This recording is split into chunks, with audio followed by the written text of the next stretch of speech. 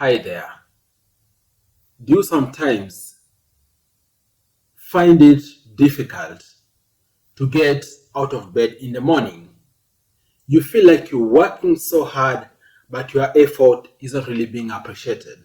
Or even worse off, you're working super hard, but you're getting underpaid. If you're feeling any of these in your full-time job, this video is for you. Because in this video, I'm gonna describe to you in details what you need to do to escape your 9 to 5 job. That much elusive exit, for you to call it quits, is something that is really perturbing many people out there. I'm gonna explain to you in details through 7 steps which you could look to exploit for you to be able to escape or quit your 9 to 5 job and be just okay. You are all much welcomed to the Money Daily YouTube channel. My name is Afagza Sifunam. Kindly watch the whole of this video, because for you to have a successful escape, you're gonna need several of these tips I'm gonna describe in this video. And the very first tip which you need to consider is that you need to change your mindset.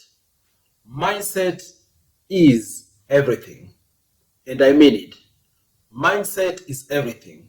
Most of the times, people out here fail not because they're not brilliant, not because they're not really even doing what they're supposed to do, but it's because most of the times because of mindset.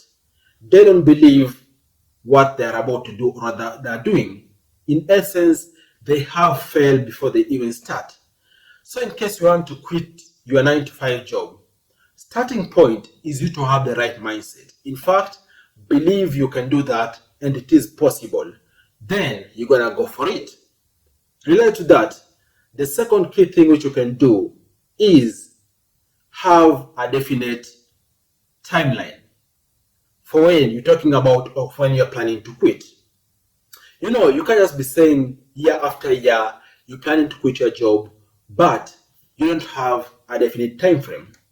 This is the starting point of you not deciding that, because you're gonna always have a reason as to why you want to escape that 9 to 5 job. But if you truly purpose to do that, you're gonna look at, for example, you're targeting to quit after 3 years, you're targeting to quit after 5 years, and so forth. You having a definite timeline is gonna assist you plan towards honoring that particular timeline. Okay? And then the third thing you might consider as you plan to escape a 9 to 5 job is you networking a lot. What do I mean? At the end of the day, your network is your net worth. And sadly, or fortunately, within that 9 to 5 job you're working in, you can also possibly build networks for the future.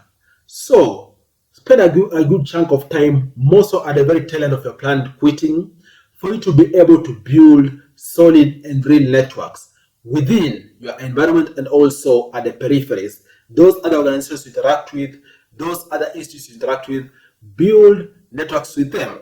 Because the moment you quit, you're going to actually leverage on this network to ensure you stay afloat and also to ensure you get other roles out there.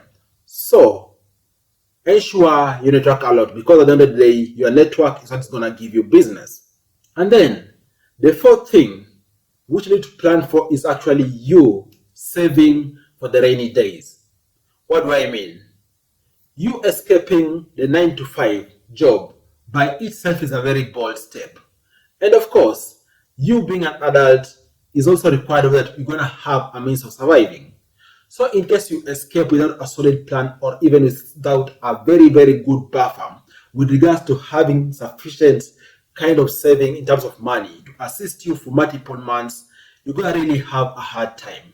So ensure you have buffer, at least somewhere between 6 months to 1 year, for you to be able to continue surviving as you're adjusting to what your next frontier with regards to business or even any other hustles out there is gonna be.